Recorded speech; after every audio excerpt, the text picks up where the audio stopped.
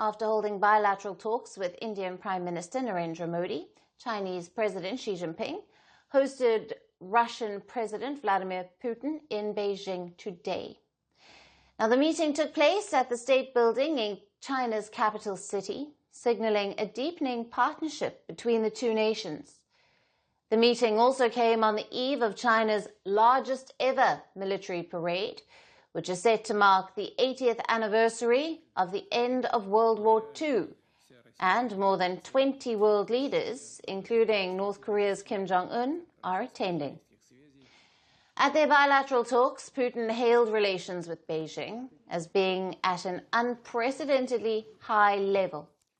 The Russian leader even briefed the Chinese president on his recent negotiations in Alaska with US President Donald Trump. Putin met with Trump last month as Washington pressed Moscow to end its war in Ukraine. Mr. Chairman, dear friend, both I and the entire Russian delegation are pleased to meet once again with our Chinese friends and colleagues. I thank you for the warm welcome extended to our entire delegation. Our close communication reflects the strategic nature of Russia-China relations, which are at an unprecedentedly high level. In response, Xi called Putin an old friend and said that China-Russia ties had, quote-unquote, withstood the test of shifting international circumstances. He further pledged to work with Moscow to support development, defend fairness, and promote a new global governance system. China is willing to work with Russia to support each other's revitalization and development, steadily defend international justice and fairness, and promote and build a more fair and equitable global governance system. The warm rapport between the two leaders had already been on display at the two-day SCO summit. Xi had greeted Putin warmly at a Sunday banquet, where they were seen in an animated conversation. And then yesterday, both leaders criticized Western governments, while Xi condemned bullying behavior by certain countries. Putin defended Russia's war in Ukraine and blamed the West for the conflict.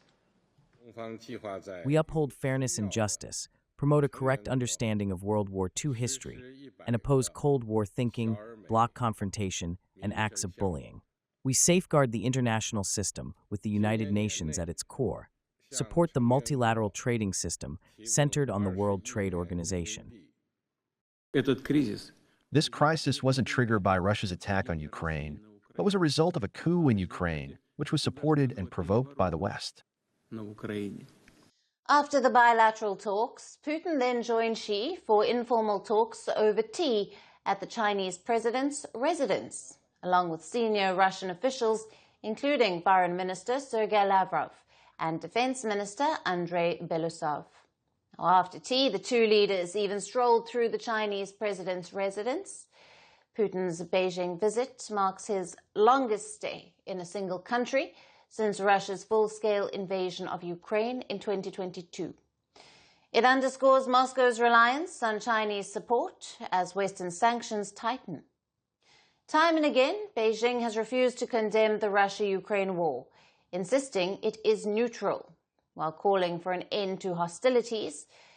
The West, on the other hand, accuses China of aiding Russia indirectly through purchases of energy and supply of dual-use materials. As Xi Jinping positions China as a custodian of a post-US order, his welcome of Putin highlights the resilience of Beijing's no-limits partnership with Moscow.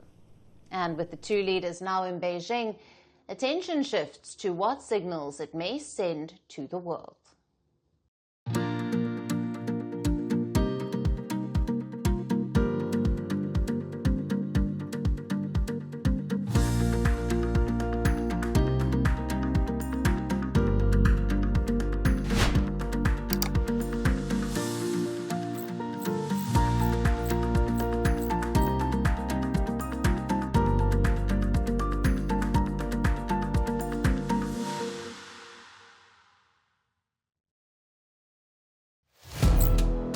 Firstpost now available in 9 languages on YouTube. English, Stands at $36 trillion. French, Le FMI, comme German, Geschäftsführenden Direktoren, Hindi, $30 trillion kakarjo. Indonesian, Pemerintah tanpa pemeriksaan. Italian, Kali radikali. Japanese, $4 trillion. Portuguese, Por causa do próprio balanço patrimonial. Spanish. Beautiful bill. Go to Settings, click on Audio Track and select the language of your choice. Be the first to know what's happening around you in your first language. Firstpost.